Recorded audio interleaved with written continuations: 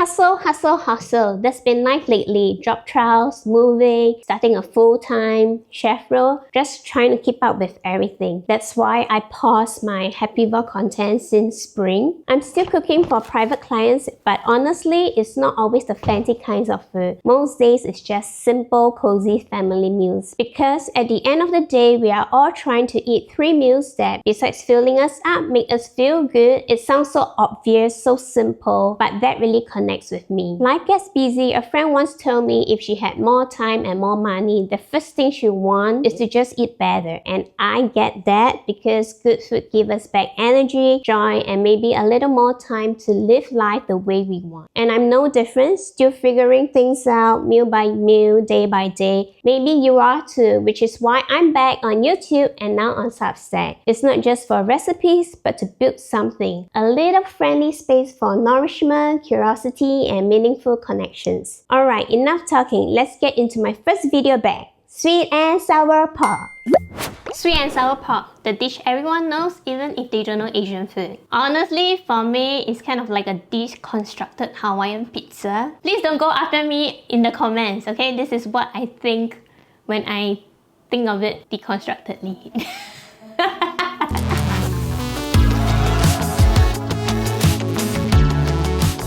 This dish usually happens on the weekend when mom is having an off day because she cooks for my family during the weekdays.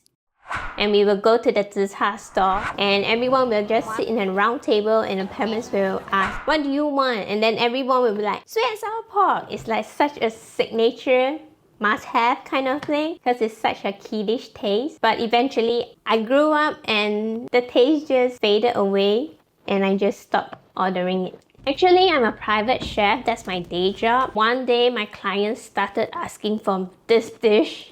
Not once, like a lot. Every time when I cook this, I have to taste, test, and it's always a full ratatouille moment. Brings me back to Singapore, right back to my childhood. Just very surreal, and it is that long that I haven't had that dish until now. Let's talk about the pork first. I use pork shoulder for its nice ratio of meat and fat. If it's too much fat, just trim it down. Cut it into even bite-sized pieces about 1 inch. Consistent size helps it cook evenly and stay juicy. For the marinade, I'm using tamari instead of soy sauce. It's great for gluten-free options and tastes close to regular soy sauce. Garlic powder or granules work well, but microplane garlic is fine too if you want a bit more punch. White pepper because I like it. And half an egg to help everything stick.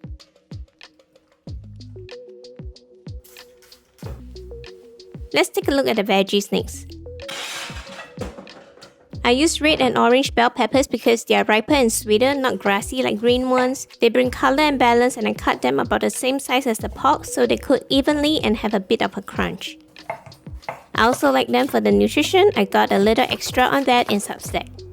Red onion instead of yellow because I just like the flavor better. It's got a mild sweetness that works well here.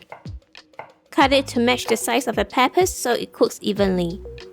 Scallions are for garnish, just the green parts. Slice it as thin as you can and go on an angle. And dunk them in ice water so they stay nice and crisp. I'm using canned pineapples as they are reliable for flavors. Fresh ones can throw it off if it's too sour. For the sauce, I stick with Heinz ketchup. Sure, there are unsweetened or fancier options, but for me, that classic flavor is what you want here. It's the taste that brings the nostalgia. Sugar plus a bit of monk fruit sweetener keeps it lighter on refined sugar. And sometimes like life, your pantry doesn't always have exactly what you want. If you don't have rice vinegar, apple cider vinegar works too. I just balance it with canned pineapple juice so it's not too sharp. And of course, cornstarch is the classic thickening trick you see all the time in Chinese cuisine. It helps the sauce get glossy and cling on everything the way it should. The full recipe and exact measurements are free on my Substack, link on screen and description below. Subscribe and you also get a free PDF guide to building your starter Asian pantry. Alright, let's get cooking. Start by tossing the marinated pork in cornstarch. That's what helps it get super crispy. Heat up a good amount of high smoke point oil in a wok. A spider strainer really helps here. First fry about 350 Fahrenheit, just don't crowd the pan. These small cubes heat at safe 145 Fahrenheit, no problem. This stage is perfect if you're prepping for a dinner party. You can stop here, keep them in a low oven, and finish the second fry later when guests arrive. For the second fry, crank it up to 400 Fahrenheit for a minute or two. Drain it well on a rag or paper towel. Clean the wok and add a little oil and go in with the red onion first. It takes longer to soften. Don't color it too much, just get it semi-translucent. Add the pepper snakes. They don't have to be fully cooked because they are better with a bit of crunch to balance the richness. Once they look good, just put them aside on a plate. Now back in with the crispy pork. Pour in the sauce and coat it intentionally. Make sure you get every nook and cranny. Return the vegetables to the wok, make the slurry and keep it moving so it doesn't harden at the bottom. Stir until you see the sauce thicken and turn glossy, then cue the heat. Pineapple goes in last to keep that distinctive tangy sweet note and not just ketchup flavor. For plating, stack it with a good amount of crispy pork, peppers, onions, and pineapple. Finish with thinly sliced scallions on top for a nice classy touch.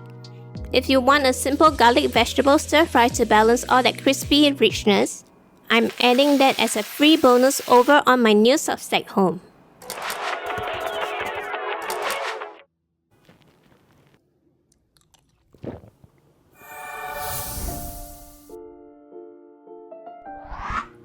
So you can taste, first bite is you can feel the slight crease of the texture of the crab.